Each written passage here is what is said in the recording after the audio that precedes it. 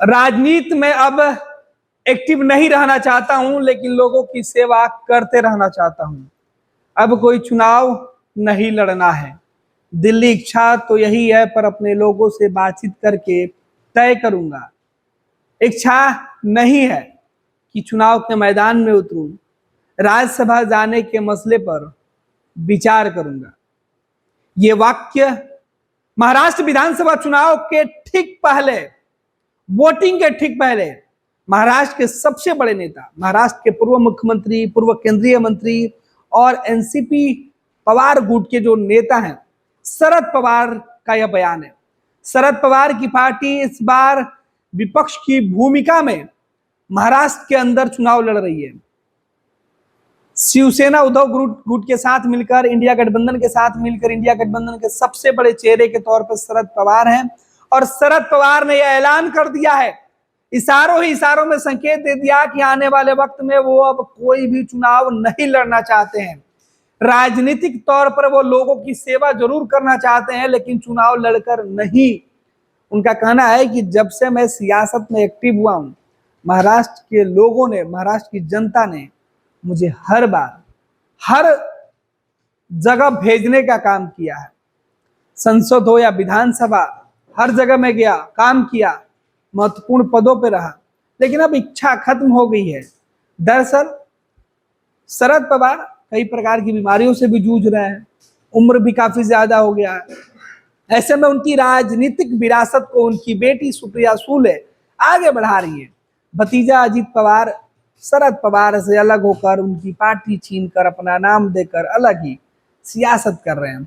परिवार बटा, पार्टी टूटी, शरद पवार फिर से खड़े हुए नई पार्टी बनाकर, और उनकी पार्टी का यह पहला चुनाव है, क्योंकि नई पार्टी बनी है और ये पहला विधानसभा का चुनाव महाराष्ट्र में शरद पवार लड़ने जा रहे हैं। लेकिन जिस तरीके से उन्होंने इस पहले चुनाव में ही आखिरी संदेश दे दिया है कि वो आगे कोई भी चुनाव नहीं लड़ेंगे, महाराष्ट्र में शरद पवार के जो कार्यकर्ता हैं उनके बीच ये खबर सुनकर मायूसी दिखाई दे रही है। हालांकि महाराष्ट्र के अंदर से जो खबर है वो निकल के सामने आ रही। महाराष्ट्र विधानसभा की डुगडुगी बज चुकी है। पहली वोटिंग 13 नवंबर को होने जा रही है। सरकार बनने से पहले महाराष्ट्र के अंदर शरद पवार का यह बयान कई मायने में काफी अहम माना जा रहा है। शरद पवार 90 के दशक के वो मजे हुए राजनीतिज्ञ हैं, जिन्होंने महाराष्ट्र से लेकर केंद्र की सियासत में अपना दमखम दिखाया था। महाराष्ट्र के अंदर मुख्यमंत्री रहे, केंद्र में कई प्रमुख पदों पर मंत्री रहे, केंद्रीय मंत्री होते उन्होंने कई अहम फैसले भी लिए थे, जिसकी चर्चा होती है। शरद पवार महाराष्ट्र के एनसीपी के सबसे बड़े नेता थे, लेकिन बाद में एनसीपी टूटी तो उन्होंने एनसीपी पवार गुट करके, शरद गुट करके नई शरद चंद करके नई जो पार्टी बनाई है, उसके फिलहाल वो सर्वे सर्वा है।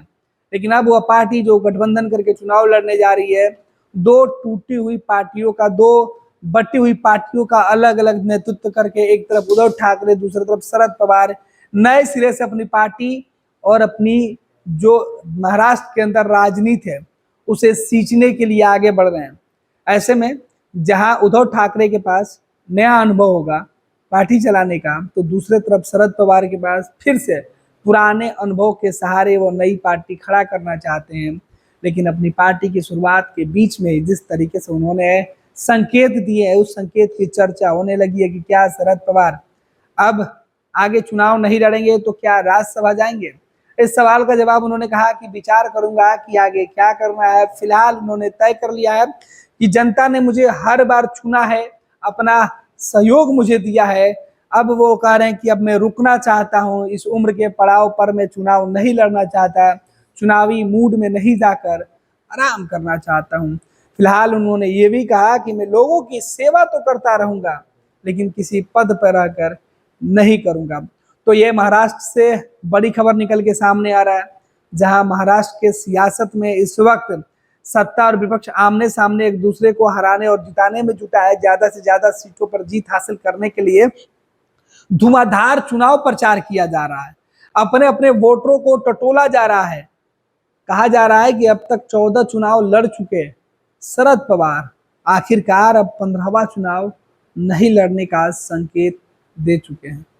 शरद पवार को लेकर आगे जो भी जानकारी निकल के सामने आएगी वो हम आप तक पहुंचाते रहेंगे। शरद पवार ने कहा है कि अब नई पीढ़ी को जरूरत है राजनीति में आगे लाने की, और इसकी शुरुआत उन्होंने अपने बेटी और भतीजे से कर दिया था। बेटी को लोकसभा की जिम्मेवारी देकर भतीजे ने पार्टी में महत्वपूर्ण जिम्मेवारी संभाली और पार्टी तोड़ के नई पार्टी बना ली। लेकिन अजीत पवार भी शरद पवार के उसी पाठशाला से निकले हैं जिससे सुप्रिया सुले निकली है। भले ही परिवार और पार्टी में विवाद हुआ है, लेकिन अब शरद पवार जो है वो कह रहे हैं कि अब मैं विचार कर रहा हूं कि आगे अब मैं चुनाव नहीं लड़ूं। अब तक वो 14 चुनाव लड़ चुके हैं, जिसमें विधानसभा से लेकर लोकसभा का चुनाव शामिल है।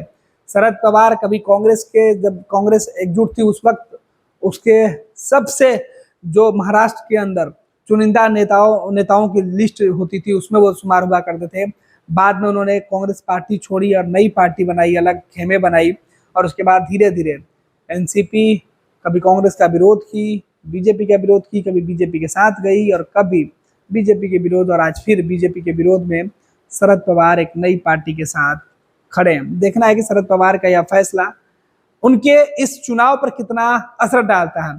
जाहिर सी बात है कि शरद पवार ने जिस तरीके के जो बातें कही है, इसका महाराष्ट्र की सियासत में कई तरीके के बयानों का मतलब निकाला जा रहा है। कहा जा रहा है कि शरद पवार के इशारे संकेत का मतलब साफ है कि वो अपने लोगों को एक बार भावनात्मक तरीके से अपील कर पाए।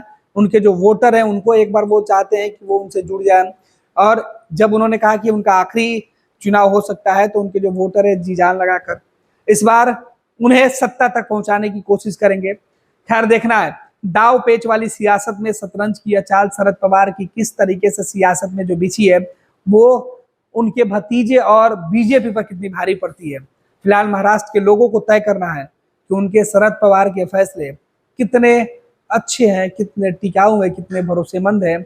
दूसरा, बीजेपी इस फैसले के बाद, इस बयान के बाद किस तरीके से इस पर पलटवार करती है, क्या कुछ महाराष्ट्र की सियासत से निकलकर सामने आता है, वो भी देखना दिलचस्प है, क्योंकि मौका चुनावी है, दौर चुनावी भाषणों का है, दौर चुनावी वादों का है।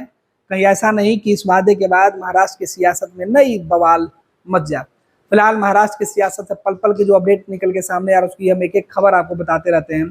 चुनावी मोड में, चुनावी तारीखों के पहले और चुनाव के दिन की एक एक अपडेट हम आप तक पहुंचाते रहेंगे। महाराष्ट्र से जुड़ी हर खबर आप केवल और केवल फर्स्ट बिहार झारखंड पर देख सकते हैं। आप हमारे वेबसाइट पर वो खबरें पढ़ सकते हैं, आप हमारे ट्विटर हैंडल पर तमाम वो वीडियो देख सकते हैं, आप हमारे यूट्यूब और फेसबुक पर जाकर आप हमें अपना प्यार और समर्थन दें, हमारे चैनल को सब्सक्राइब करें, लाइक करें। और ये वीडियो आप तक पहुंच रहा है और आपको कैसा लग रहा है इसका फीडबैक आप हमें अपने कमेंट्स बॉक्स में जरूर दें।